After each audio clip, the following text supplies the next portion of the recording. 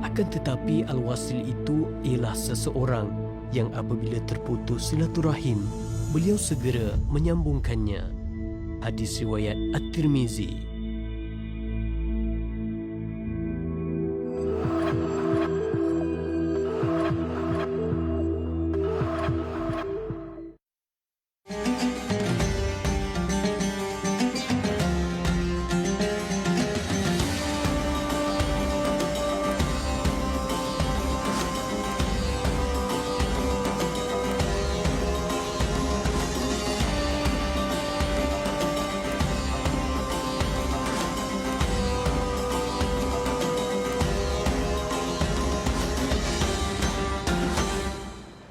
Bismillahirrahmanirrahim. Assalamualaikum warahmatullahi wabarakatuh. Alhamdulillah, bertemu lagi kita dalam Assalamualaikum Subuh di subuh-subuh hari ini. Semoga ada barakahnya hari ini, insya-Allah. Kita 29 Zulqaidah 18 Jun bersiaran secara langsung daripada studio TV Al-Hijrah. Dan ya Allah, pagi-pagi lagi ni kita telah memilih TV Al-Hijrah. Barangkali ada yang baru balik daripada solat berjemaah di masjid, ada yang baru selesai solat jemaah di rumah, ada yang baru nak buka, nak siap untuk sarapan, ada yang baru, mungkin ada nak kerja kan, tapi ada yang bercuti dan sebagainya. Semoga semua hari-hari kita ini kita isi dengan perkara yang bermanfaat, insya-Allah.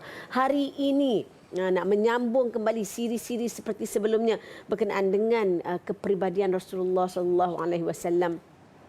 Yang mana Rasulullah kata, innama bu'athtu liutammima makarimal akhlak. Aku diutuskan untuk menyempurnakan akhlak yang mulia. Jadi kita nak tahu, nak faham akhlak yang bagaimanakah akhlak Rasulullah sallallahu alaihi wasallam. Akhlak yang bagaimanakah akhlak Al-Quran. Dan hari ini dengan tajuk kelenturan budi baginda Rasulullah sallallahu alaihi wasallam. Ayuh sama-sama kita tonton bersama, kita kongsi bersama, kita share di Facebook dan sebagainya.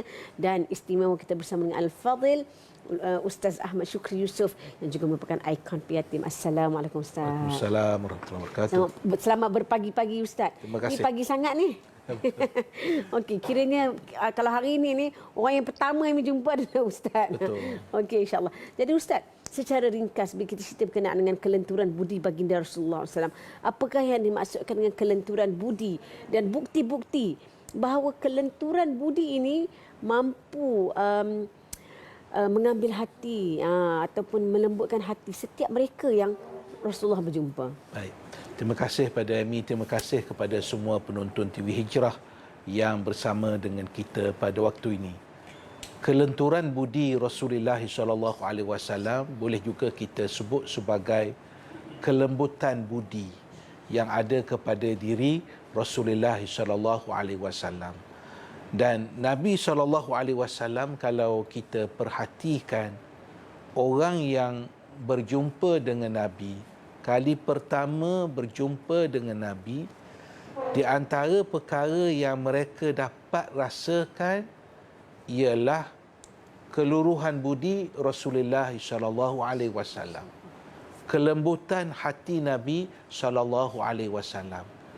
Justru itu dalam banyak ayat Al-Quran sendiri, Allah Subhanahu Wa Taala menggambarkan bagaimana insan yang bernama Muhammad sallallahu alaihi wasallam. Antaranya Allah Ta'ala sebut, فَبِمَا رَحْمَةٍ مِّنَ اللَّهِ لِنْتَ لَهُمْ وَلَوْ كُنْتَ فَظًّا غَلِيظَ الْقَلْبِ لَانْفَضُّوا مِنْ حَوْلِكَ.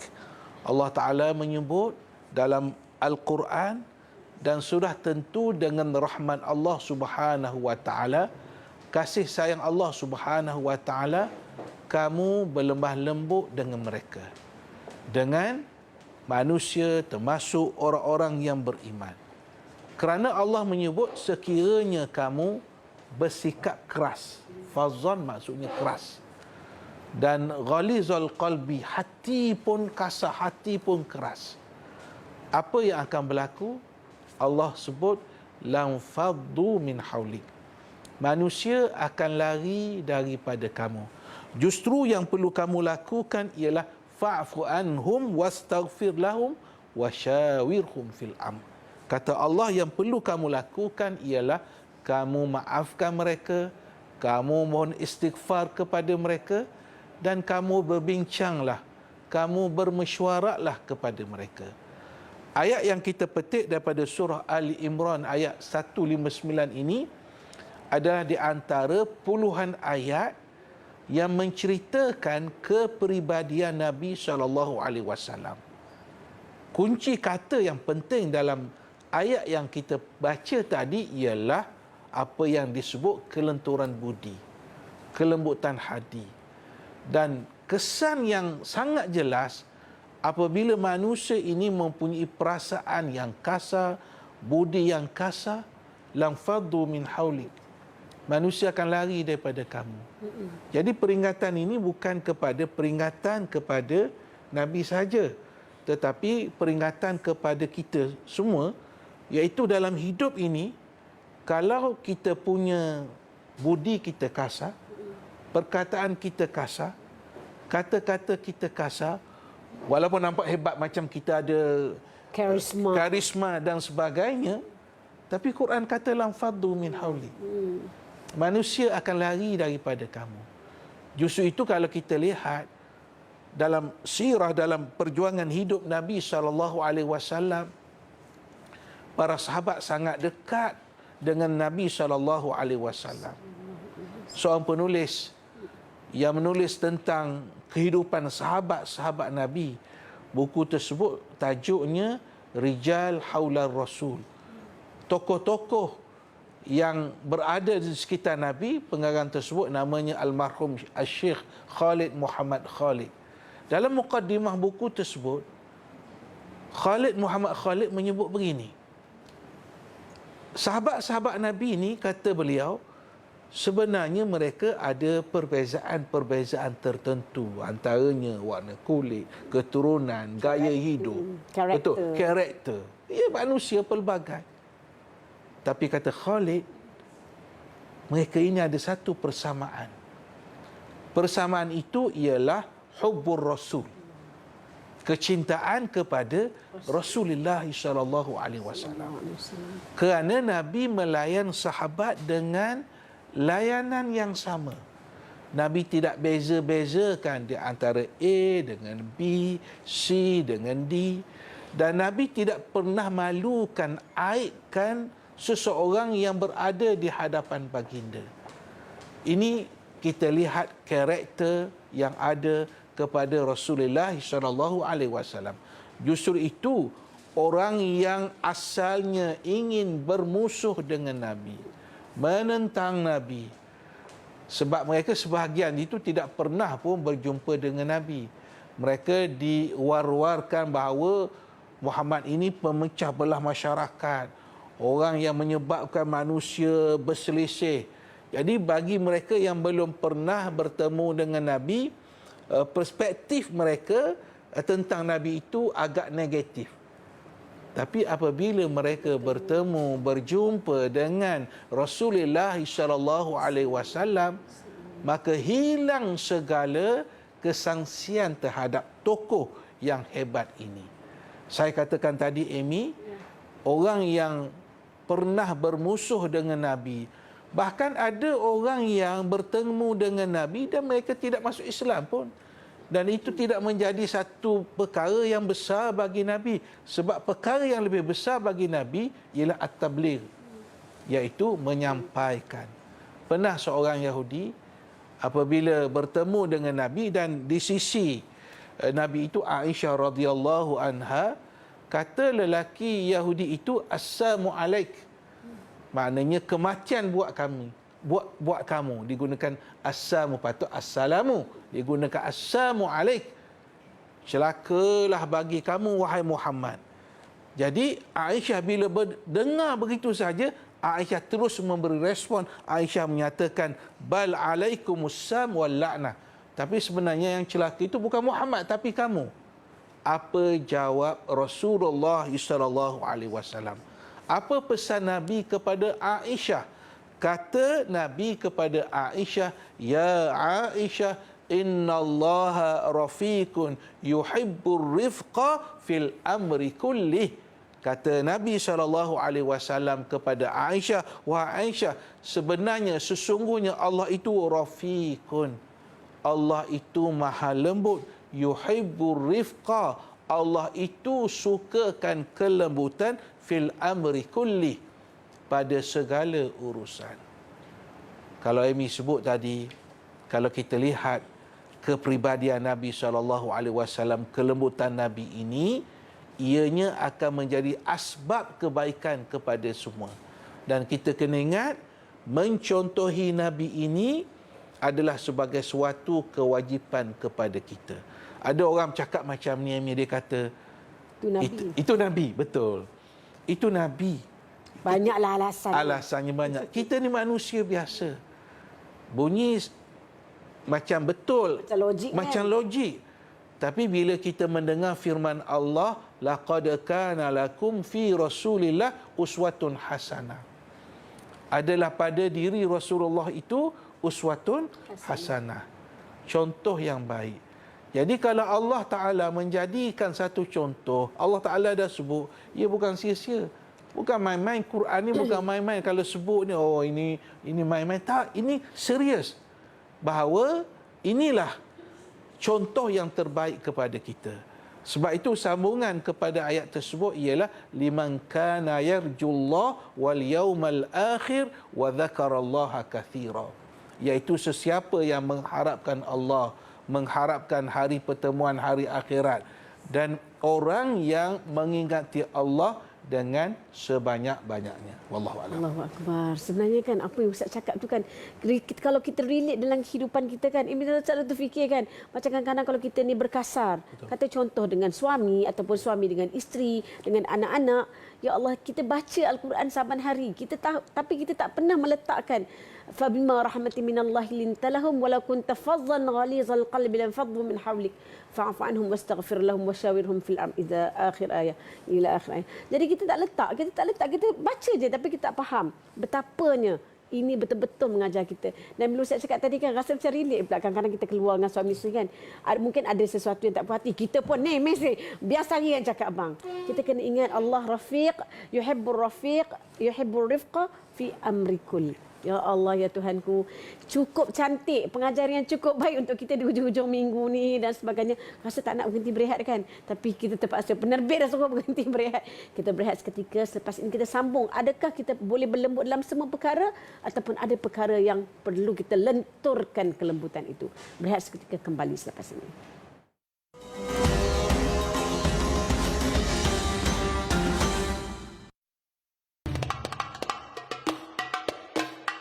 Dekatkan diri dengan Al-Quran. Innani lakum minhu nadhiru wa bashir. Tanamkan rasa cinta dengan memahami kalam ilahi. Antara cara kalau kita nak mengukuhkan akidah kita ni, kena banyak cerita-cerita yang betul. Telusuri dan hayati surah-surahnya. Penyebab utama kita ini terpesong ke jalan kebenaran adalah dunia. InsyaAllah Quran dekat di hati, kita amalkan, hidup kita berkat mudah-mudahan. Kongsikan tentang ilmu tajwid. Pertamanya adalah dengung. Dia terus baca Inna Allah. Quran 114. Setiap hari cintai dan fahami Al-Quran. Hanya di TV Al-Hijrah.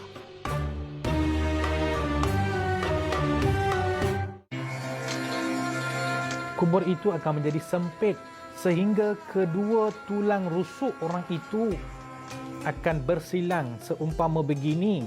Kalau seseorang itu diberikan nikmat yang melimpah di dalam kubur, maka kesudahannya akan menjadi sangatlah baik. Apabila seorang itu menjadi hamba yang soleh, maka Allah akan rezekikan dia untuk mati pada hari Jumaat yang dengannya menyebabkan dia selamat dalam kubur kelak. Cakap tentang pintu wangsa ni pun, sinilah tempat kita orang main dulu. Walaupun banyak main kat area rumah kat Sentul dulu, tapi kat batch kita orang yang lahir tahun 1985 adalah batch yang pertama menghadapi UPSR 5A. Memori masa kecil-kecil dulu. Nak balik kampung, kita ni adik-adik ramai 6 orang. Jadi waktu raya kadang-kadang senang juga naik bas. Kami berada di salah satu lokasi yang cukup popular untuk mencari makanan-makanan yang best dan sedap di Kuala Lumpur ni.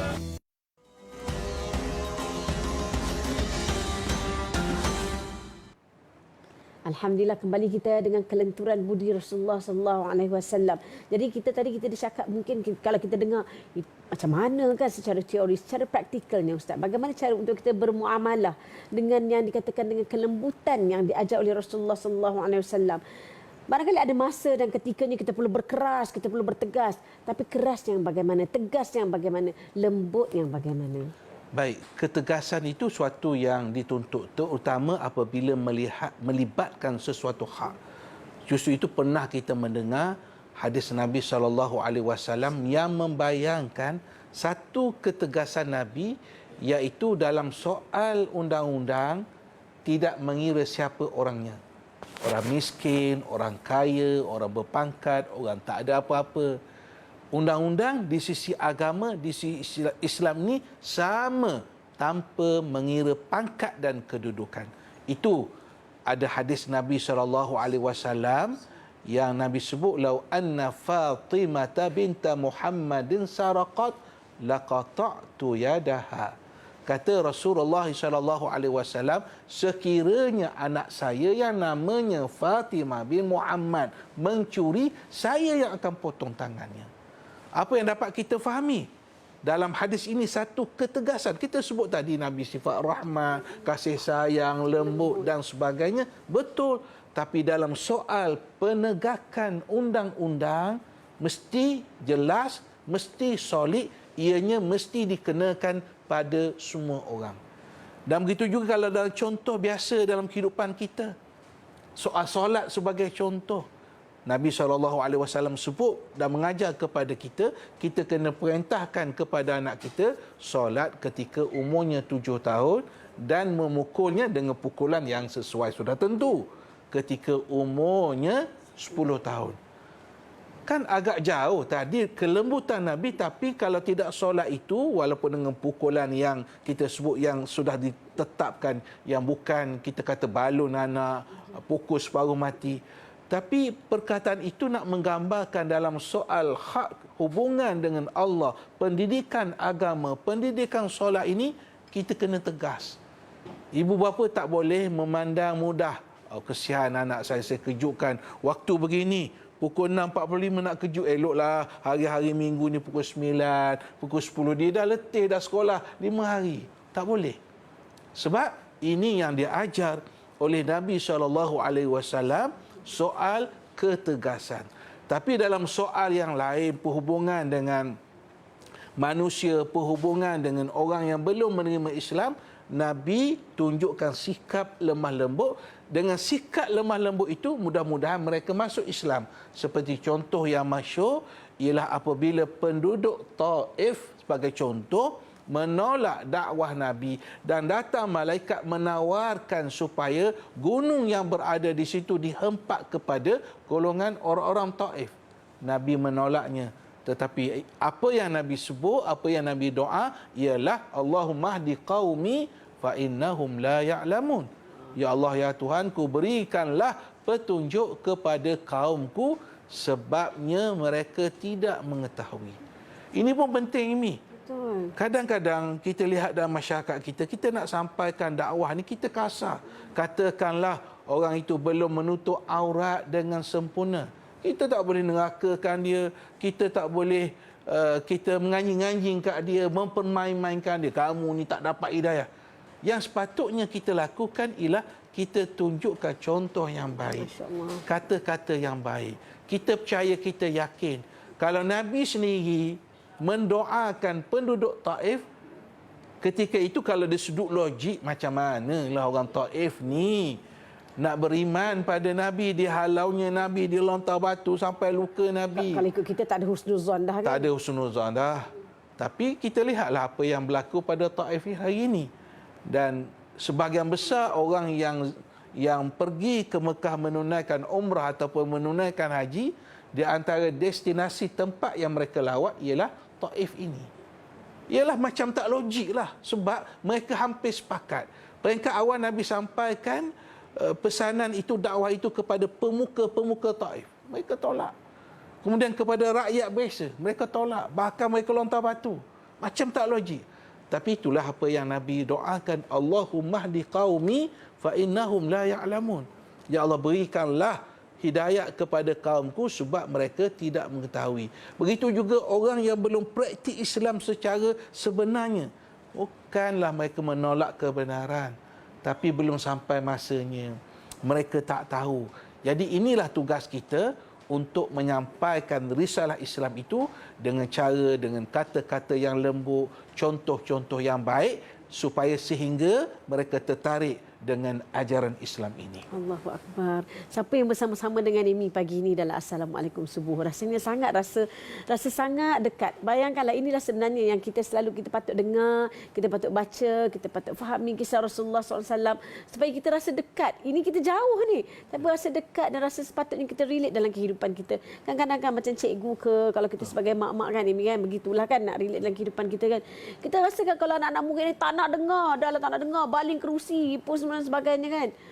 Memang budak ni memang dasar ni memang tak berjaya ni. Tetapi kenapa kita tidak doakan? Mereka ni tidak tahu, tak apa, kita boleh ajar dan sebagainya. Rasulullah menunjukkan kepada kita contoh yang besar, yang sangat hebat. Tapi kita diuji sikit je, kita rasa ni dah tak boleh dah ni. Ni memang kena lompang budak ni kan. Tapi sebenarnya itulah ghalizal qalb. Bila kita berkasar, barangkali akan berjauhan. Jadi Ustaz, ya Allah Tuhanku, Masya Allah, ni sikit ni baru subuh pula tu kan.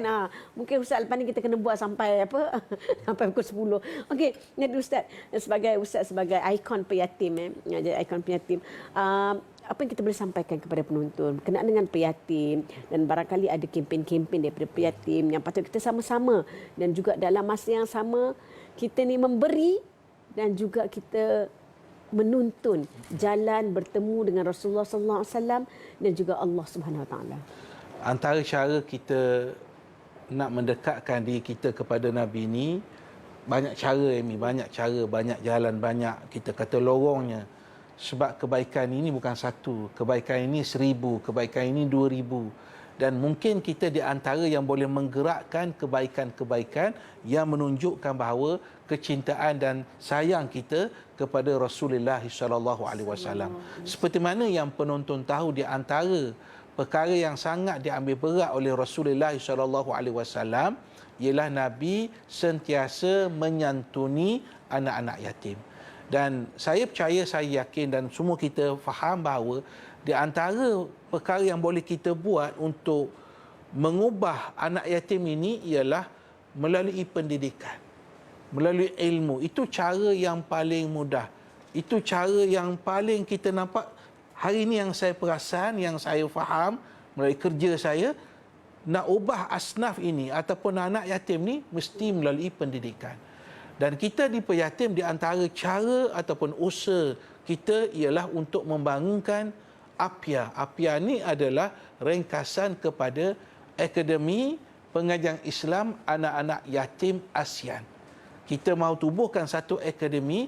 Dalam akademi tersebut, kita ada satu pusat pengajian, ada masjid untuk kita memberi bimbingan kepada anak-anak yatim, bukan untuk anak yatim Malaysia saja, tetapi anak yatim di ASEAN ini.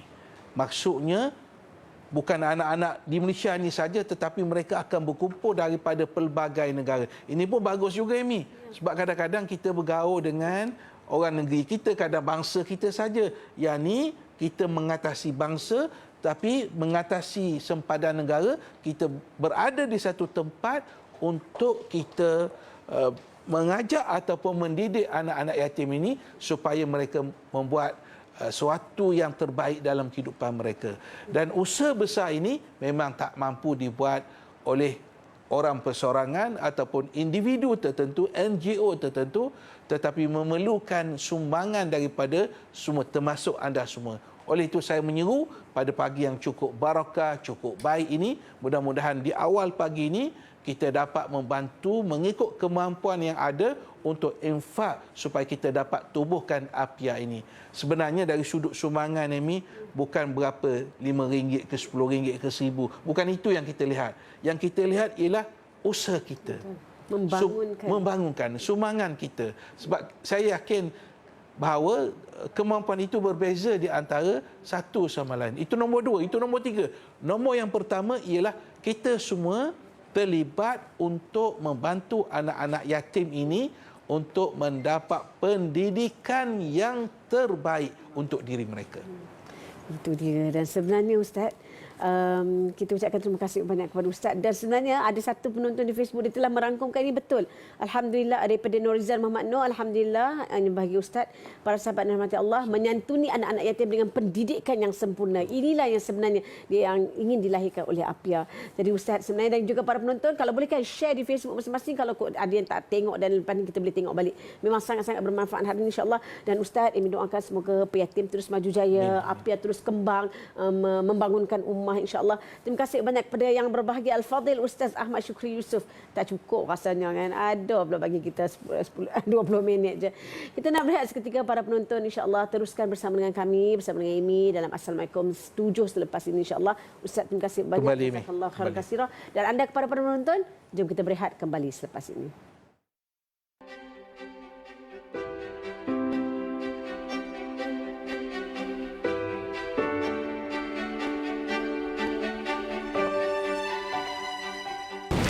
Mak, Aisyah dapat nombor 1, Mak. Betul cakap Mak. Walaupun kita miskin, tapi kalau kita berusaha bersungguh-sungguh, mesti berjaya. Allah sentiasa bersama dengan orang yang sabar, kan, Mak? Mak rehat dah dulu. Besok Aisyah datang balik.